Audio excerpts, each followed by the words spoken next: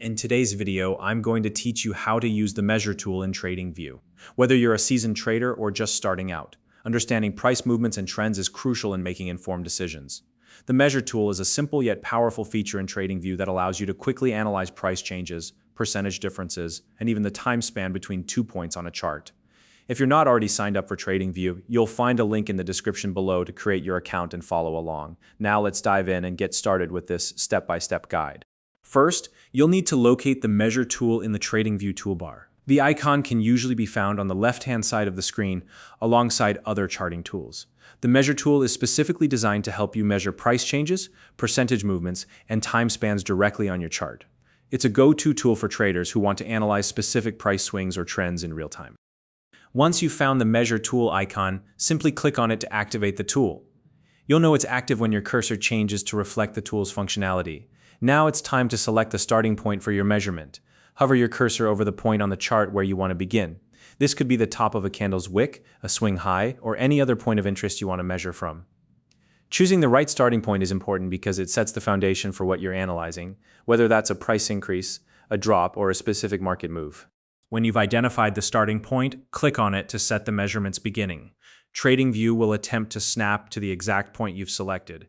If it doesn't snap right where you want it, don't worry, you can adjust it later if needed. This snapping feature is designed to help you be as precise as possible. Next, hold down your mouse button and drag the cursor to your desired ending point.